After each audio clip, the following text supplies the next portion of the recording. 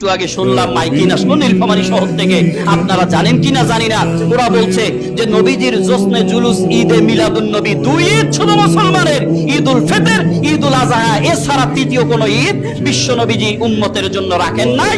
যারা করবে কুল্লু বিদআতিন দালালাতিন ফিন্নার, এই বেদাত কার্যক্রম পরিচালনা করার কারণে ওর যত বড় দাড়ি হোক, টুপি হোক, পাঞ্জাবি হোক, আল্লাহ রাসূল বলেছে কুল্লু বিদআতিন ফিন্নার, ওই ব্যক্তির জাহান্নামে জায়গা হবে। বলা যাবে না নাউযুবিল্লাহ। আজকে বলা হইল কি, আগামী কাল সকাল 10টায় নীলফামারী শহরে মাইকটি এলান করে বলতেছে, আজকে কালকে আগামী কাল সকাল 10টায় নীলফামারী শহরে আপনারা আসবেন, আমরা নবীজির জোসনে জুলুসের আনন্দ র্যালি করব। কি র্যালি? জোরে বলেন কি র্যালি? আপনারা বোধহয় বোঝেন নাই কথা। আনন্দ র্যালি, জোরে বলেন কি র্যালি? আনন্দ র্যালি। কেন? নবীজির জন্ম হয়েছে, নবীজির জন্ম নিয়ে ইখতিলাফ আছে। কেউ বলেছে 8 তারিখ, কেউ বলেছে 9 তারিখ, কেউ বলেছে 12 তারিখ। তবে 12 তারিখটা প্রসিদ্ধ মত, কিন্তু একটা ব্যাপারে সমস্ত ফাকা কেরামগণ একমত, সেটি হলো নবী যে 12 তারিখ 12ই রবিউল আউয়ালে চলে গেছে, এটা নিয়ে কারো কোনো দ্বিমত নাই। বলা যাবে না আল্লাহু আকবার।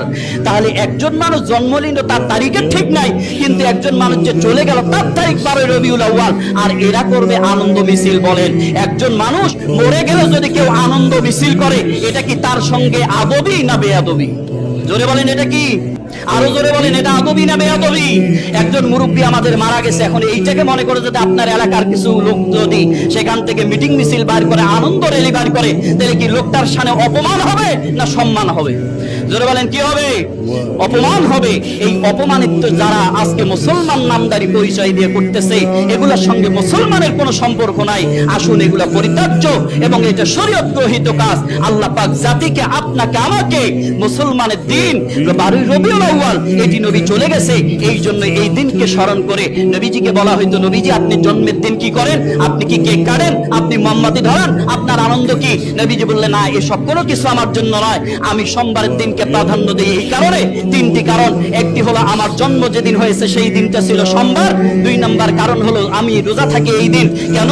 যে রোজা থাকি এই দিন, যেহেতু সোমবার ছিল, কাজে এই দিন আমি রোজা রাখি। 3 নম্বর কারণটা হলো কি? 3 নম্বর কারণটা হলো আল্লাহ পাক যেদিন ওহী নাজিল করেছেন সেই দিনটা ছিল সোমবার। বলা যাবে না একবার সুবহানাল্লাহ? 3 নম্বর কারণটা কি?